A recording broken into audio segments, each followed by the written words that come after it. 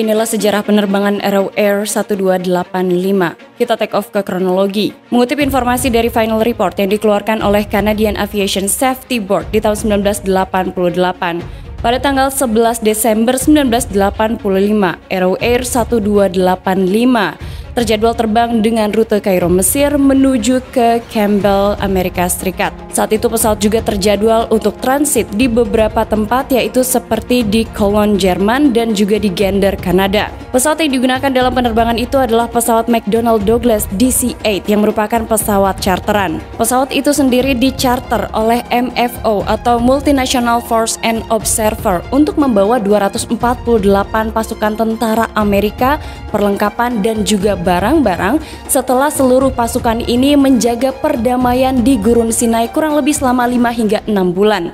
Pada pukul 20:35 UTC, pesawat ini take off dari Kairo, Mesir. Perjalanan normal hingga pesawat ini tiba di Cologne, Jerman. Pesawat itu mendarat pada pukul 1:21 UTC dan di bandara itulah terjadi pergantian kru. Kru barunya adalah Captain John Griffin, usianya 45 tahun, beliau telah mengumpulkan 7.001 total jam terbang. Kemudian ada First Officer Joseph Connolly, usianya 45 tahun, beliau telah mengumpulkan 5.549 total jam. Dan ada seorang flight engineer bernama Michael Fowler, usianya 48 tahun dan beliau telah mengumpulkan 9.436 total jam terbang. Pesawat tersebut akhirnya take off pada pukul 2:50 UTC. Penerbangan normal dan juga lancar hingga pesawat ini mendarat di Gander pada pukul 9:04 UTC. Di Bandara Gander itulah seluruh penumpang yang merupakan pasukan tentara Amerika diminta untuk turun dan menunggu di terminal. Sementara itu pesawat diisi bahan bakar, kemudian limbah atau sampah di dalam pesawat dikeluarkan dan catering masuk ke dalam pesawat. Flight engineer saat itu melakukan pemeriksaan eksternal pesawat, sementara kedua pilot lainnya melakukan persiapan dan memeriksa daftar checklist. Setelah semua persiapan selesai, maka seluruh penumpang diminta kembali untuk naik ke dalam pesawat. Hanya beberapa saat setelahnya pesawat itu mendapatkan izin untuk taksi. Pesawat ini sudah taksi, kemudian melapor lagi pada petugas menara kontrol bahwa mereka siap untuk take off. Awalnya mereka melaporkan bahwa mereka sudah siap take off dari runway 31, tapi kemudian instruksinya berubah karena petugas menara kontrol langsung mengganti instruksi agar pesawat itu take off dari runway 22. Pernyataan itu kemudian dikonfirmasi oleh kedua pilot. First Officer yang bertugas sebagai pilot penerbang kemudian langsung mengarahkan pesawat itu ke runway 22. Pada pukul 10:15 UTC, pesawat itu mulai meluncur di runway 22. Kondisi cuaca saat itu sedang bersalju dan pesawat mulai meluncur di runway 22. Semuanya nampak normal, namun ternyata masalah segera terjadi. Ketika pesawat itu mulai mengudara, justru pesawat itu mulai kehilangan ketinggian dan kecepatan pesawat. Kedua pilot ini berusaha untuk menerbangkan pesawat secara normal, tapi usaha mereka gagal. Hanya beberapa saat setelah pesawat itu meninggalkan runway 22, tiba-tiba saja pesawat ini mulai menghantam pepohonan yang letaknya dekat dengan runway 22. Kemudian pesawat itu terbang dengan tidak stabil dan hanya beberapa saat setelah pesawat itu mengudara, tiba-tiba pesawat itu jatuh menghantam daratan kemudian meledak. Petugas menara kontrol yang sejak awal masih memantau penerbangan 1285 ini dikagetkan dengan ledakan yang terjadi di dekat runway 22. Maka setelah ia melihat adanya sebuah ledakan yang sangat besar, saat itulah ia langsung melaporkan kondisi tersebut pada layanan kedaruratan bandara. Tim pemadam kebakaran bandara langsung menuju ke lokasi kecelakaan dan mereka dikagetkan dengan besarnya api yang berkobar di lokasi kecelakaan. Tim evakuasi kemudian melaporkan bahwa seluruh penumpang dengan jumlah 256 orang di dalam pesawat itu dinyatakan meninggal dunia. Pesawat itu jatuh kurang dari 1 menit setelah pesawat meninggalkan runway 22 dan pesawat ini baru saja mengisi bahan bakar sehingga ledakan besar yang terjadi disebabkan karena bahan bakar yang masih sangat banyak berada di dalam pesawat itu. Beberapa saksi menyebutkan bahwa mereka melihat pesawat itu sedang mengudara, terangkat sedikit, kemudian secara tiba-tiba pesawat itu jatuh kemudian meledak. Amerika Serikat berduka dan kecelakaan ini justru menjadi sorotan dunia. Hanya dalam waktu yang sangat singkat, lebih dari 200 tentara Amerika meninggal dunia. Maka penyebab dari jatuhnya pesawat ini langsung diselidiki oleh Biro Investigasi Kanada. Tim investigasi memintai keterangan saksi-saksi yang berada di bandara. Salah satunya adalah ground crew yang saat itu bertugas. Dari kesaksian ground crew, ia menyebutkan bahwa saat ia masuk ke dalam pesawat, ia mendengar kedua pilot sedang membahas adanya es di kaca pesawat. Maka tim investigasi sempat berpikir bagaimana kalau masalah dalam penerbangan ini sebenarnya adalah es. Investigatornya curiga mungkinkah pesawat ini tidak melakukan proses de-icing. Untuk mengetahuinya mereka meminta data-data dari bandara. Dan memang saat itu pesawat tidak melakukan proses de-icing. Dan ternyata saat itu ada laporan juga dari pihak bandara bahwa di jam yang hampir berdekatan dengan penerbangan 1285 ada 2 pesawat yang juga take off. Satu di antaranya tidak melakukan proses de-icing, namun 2 pesawat ini mampu terbang dengan normal dan akhirnya mendarat dengan selamat di bandara tujuan. Meskipun saat itu tim investigasi tidak cukup yakin es menjadi penyebab dari jatuhnya penerbangan tersebut, tapi mereka mengunci mengenai teori tersebut. Kurangnya informasi dan bukti mengenai penerbangan 1285 ini membuat tim investigasinya kesulitan untuk mengetahui apa penyebab dari kecelakaan penerbangan tersebut. Mereka sebenarnya berharap pada rekaman FDR. Meskipun FDR ditemukan, namun tim investigasi mengatakan bahwa FDR di pesawat DC-8 itu belum secanggih pesawat-pesawat modern saat ini. Sehingga kemudian tim investigasinya menyebutkan mereka mungkin hanya akan mendapat sedikit data dari FDR. Saat investigasi sedang dilakukan dan tim investigasi sedang bekerja keras, di saat itulah konsulat Amerika justru mendapatkan sebuah kabar bahwa adanya sebuah kelompok yang mengklaim telah bertanggung jawab atas kecelakaan penerbangan Arrow Air tersebut. Dunia benar-benar cemas. Mereka tidak pernah berpikir adanya sebuah pesawat charteran yang berisi pasukan tentara justru menjadi target sasaran dari kelompok yang tidak bertanggung jawab. Untuk membuktikannya, maka tim investigasi berusaha untuk mencari bukti-bukti lebih lanjut.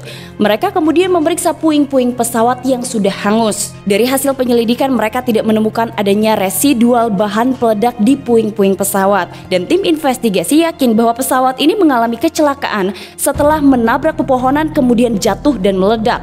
Untuk mengetahui dan lebih yakin apa sebenarnya menjadi penyebab jatuhnya Arrow Air 1285, tim investigasi mencoba untuk mengukur ketinggian pepohonan yang akhirnya ditabrak oleh pesawat DC-8 tersebut. Setelah mengukur ketinggian masing-masing pohon yang tertabrak oleh pesawat itu, mereka mulai mengetahui bahwa posisi pesawat itu sayap kanannya miring, kemudian hidung pesawat naik dan pesawat itu mengalami stall. Untuk lebih yakin mengenai apa yang terjadi pada penerbangan 1285, tim investigasi membutuhkan rekaman CVR. Namun sayang, CVR rusak parah sehingga mereka hanya bisa mengandalkan data FDR yang sudah pulih dan hanya memiliki sedikit data. Dari data itulah diketahui bahwa setelah pesawat mengudara, pesawat mulai kehilangan ketinggian dan kecepatan. Kemudian pesawat itu mulai jatuh dengan sangat cepat. Maka kemudian tim investigasi melakukan pemeriksaan pada mesin pesawat yang telah rusak dan hangus itu. Mereka melihat banyaknya batang pohon di dalam mesin itu yang menandakan mesin masih bekerja pada saat pesawat itu mengalami kecelakaan. Maka tim investigasi berkesimpulan bahwa mesin pesawat tidak mengalami kerusakan. Muncul lagi sebuah asumsi yang menyebutkan mungkinkah kombinasi es dengan bobot pesawat yang berlebihan menjadi faktor penyebab jatuhnya pesawat itu. Namun beberapa investigator membantah mengenai asumsi tersebut. Mereka mengatakan jika masalahnya adalah bobot pesawat, maka bagaimana penerbangan sebelumnya dari Kairo menuju ke Jerman, kemudian dari Jerman menuju ke Kanada? Sebagian tim investigasi tetap pada kesimpulannya bahwa kombinasi es dengan bobot pesawat yang berlebihan bisa menjadi faktor penyebab kecelakaan. Bisa saja saat itu pilotnya salah menghitung bobot pesawat, kemudian ditambah lagi lapisan es yang berada di sayap pesawat. Beberapa asumsi terus terdengar selain mengenai adanya es, bobot pesawat, dan juga adanya kemungkinan mesin yang tiba-tiba saja rusak. Ada lagi sebuah asumsi yang terdengar sangat keras di antara beberapa investigator. Salah satunya adalah kemungkinan pesawat ini kehilangan daya dorong hanya beberapa detik setelah pesawat ini justru mengudara. Mereka berkesimpulan hal itu bisa saja terjadi jika seluruh mesin di dalam pesawat itu mengalami kerusakan. Tapi setelah dilakukan pemeriksaan, faktanya mesin tetap bekerja dengan normal dan tidak ada kerusakan sistem di pesawat.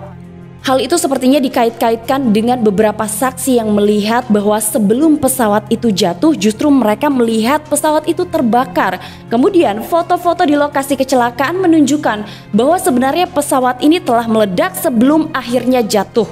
Setelah tidak menemukan kepastian mengenai penyebab dari jatuhnya penerbangan ROR 1285, muncul sebuah spekulasi bagaimana kalau di dalam pesawat itu sebenarnya terdapat barang-barang yang tidak didaftarkan dan barang-barang itu sangat berbahaya. Dan barang-barang itu dianggap sebagai barang-barang pemicu ledakan di pesawat DC-8 charteran tersebut. Namun hal itu segera dibantah oleh pejabat militer Amerika Serikat. Dan ketika tim investigasi melakukan penyelidikan terhadap beberapa bagian di pesawat termasuk data manifest, mereka juga tidak menemukan adanya data manifest kargo milik penerbangan itu. Hal itulah yang akhirnya menjadi pertanyaan kontroversial yang tidak pernah diselesaikan dan seperti menguap begitu saja, seolah tidak ada perhatian jelas pada prosedur keamanan pesawat itu sendiri. Selanjutnya tim investigasi mendapatkan hasil postmortem dari beberapa penumpang di penerbangan 1285 dan mereka menemukan adanya keanehan. Hasilnya menunjukkan adanya tingkat karbon monoksida yang tinggi di dalam darah beberapa penumpang. Hal ini seperti menjelaskan bahwa beberapa penumpang telah menghisap asap beracun sebelum kecelakaan itu terjadi. Maka kemudian kesimpulan dari beberapa investigator mulai berubah. Beberapa investigator menganggap bahwa asumsi-asumsi liar yang bermunculan ini harus dihentikan. Mereka harus bekerja sesuai dengan teori-teori ilmiah, bukan berdasarkan asumsi. Kemudian beberapa investigator kembali mengangkat mengenai teori adanya lapisan es di pesawat. Saat itu mereka menduga flight engineer yang saat itu memeriksa bagian eksternal pesawat tidak melihat adanya lapisan tipis di sayap pesawat. Ia kemungkinan hanya fokus pada bagian-bagian es yang besar saja, sehingga kemudian pendapat itu langsung diuji coba di sebuah simulator. Beberapa tim investigasi Kanada ini mencoba untuk mensimulasikan penerbangan ROR 1285 sesuai dengan data-data yang ada. Setelah diuji coba, maka kemudian tim investigasi mendapatkan kesimpulan bahwa memang penumpukan es yang terjadi di sayap pesawat akhirnya membuat penerbangan itu jatuh dan kejadiannya sama persis dengan ROR 1285. Kemudian beberapa investigator yang percaya penyebab dari kecelakaan pesawat ini adalah karena tumpukan es dan bobot pesawat mencoba menjelaskan mengenai beberapa penumpang yang didapati memiliki kadar karbon monoksida yang lebih tinggi. Menurut salah seorang investigator, ia menjelaskan bahwa kadar karbon monoksida yang didapati lebih tinggi di darah beberapa penumpang itu disebabkan karena ledakan ekstrim pada saat pesawat itu menghantam daratan dengan jumlah bahan bakar yang banyak. Sekitar 3 tahun setelah Biro Investigasi Kanada melakukan penyelidikan yang melelahkan dan mereka berada di bawah tekanan, tim investigasi ini membuat sebuah laporan akhir yang memberikan kesimpulan bahwa pesawat itu mengalami kecelakaan karena es dan bobot pesawat yang berlebih. Namun ternyata ketika laporan akhir itu dibawa ke sidang dewan, 4 dari 9 anggota dewan tidak setuju dengan kesimpulan laporan akhir itu. Mereka menyebut penyelidikan itu hanyalah upaya menutup-nutupi kebenaran mengenai sebuah bentuk serangan.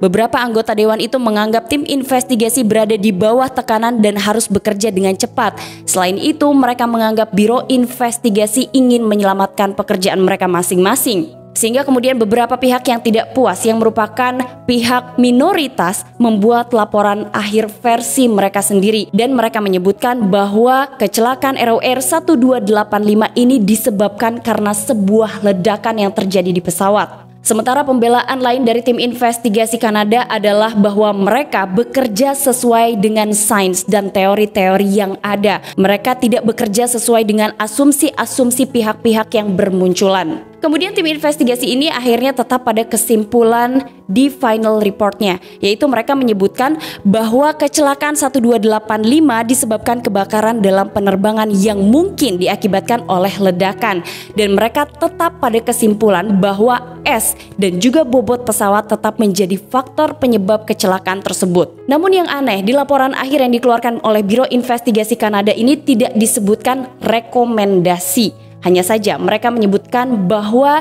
pesawat McDonnell Douglas DC-8 ini rentan terhadap es. Itulah informasi mengenai penerbangan RWR 1285 dari channel Tamara Delf. Semoga bermanfaat. Hai halo Delvers, sebelum aku masuk ke komen-komen dari kalian, aku juga mau membahas bahwa penerbangan RWR 1285 ini sebenarnya sampai saat ini belum diketahui secara pasti penyebab kecelakaannya. Aku juga mau ngenalin kalian sama Boeing yang dulu kalau kalian pernah lihat dia kecil banget, sekarang dia sudah menjadi kucing yang besar. Nah, bacain komennya ditemenin sama Boeing ya. Komen yang pertama adalah dari Zidan Gaming. Kakak, aku harus lihat semua. Paling suka video kakak dan aku juga terhibur dengan kakak. Semoga sehat selalu. Amin. Terima kasih banyak ya kak. Kemudian yang kedua adalah dari Steve Dustin Tahir. Salam Kak Tamara, aku suka banget nonton Kak Tamara. Cita-cita aku jadi ATC. Salam dari Bandung, semoga dibaca. Amin, semoga cita-citanya terkabul ya. Yang terakhir adalah dari Tirta Sapitri. Assalamualaikum Kak Tamara. Waalaikumsalam. Pertama nih sapa dong. Hai Tirta Sapitri, terima kasih loh untuk kalian yang udah komen ke satu. Pertama first, terima kasih banyak kalian udah standby di channel aku ya. Terima kasih juga kamu udah nonton video aku hari ini. Jangan lupa di subscribe, nyalain lonceng notifikasi, di komen-komen di bawah sini. Dan sampai ketemu di episode selanjutnya. Dadah. Assalamualaikum warahmatullahi wabarakatuh. Digigit deh. Dadah.